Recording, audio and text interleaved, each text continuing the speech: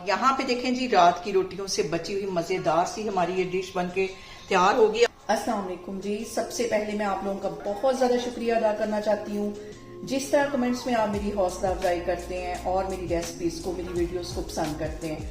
आज मैं बनाने लगी हूँ रात की रोटियों से बची हुई बहुत मजे की एक डिश, जो कि हमारी रोटियां अक्सर ज़ाया हो जाती हैं और हम इसे टुकड़ों में डाल देते हैं। इस तरीके से बनाएंगे तो बहुत मजे की हमारी ये रोटियां बन जाएंगी। और इस दुआ के साथ हम इसको बनाना शुरू करते हैं कि जहां रहें हंसते रहें और हंसाते रहें। तो चलिए जी, इसे मिलके बनाते हैं।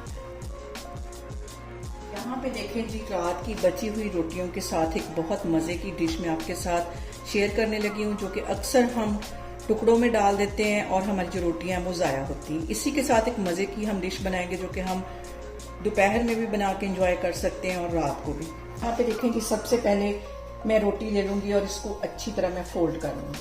फोल्ड करने के बाद इसको हम बारीक बारीक काट देंगे इस तरह।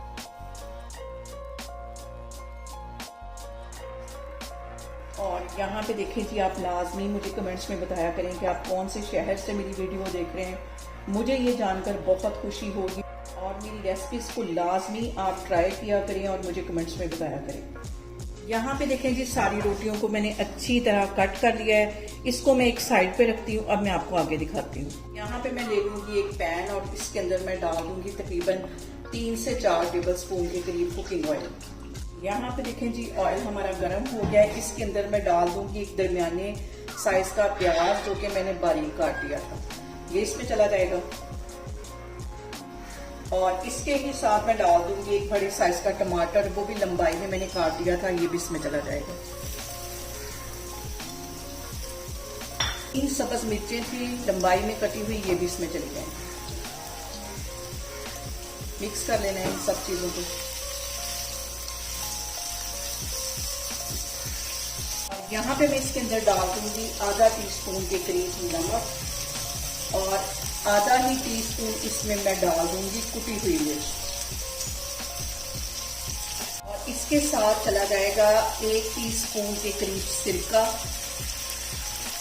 1 ही टीस्पून इसमें चली जाएगी चिली सॉस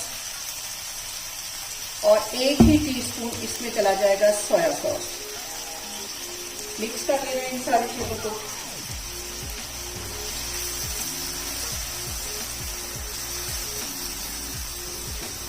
और यहाँ पे इसके अंदर मैं डाल दूंगी ये रोटियां जो मैंने कट करके रखी हुई थी, ये इसमें चली जाएंगी।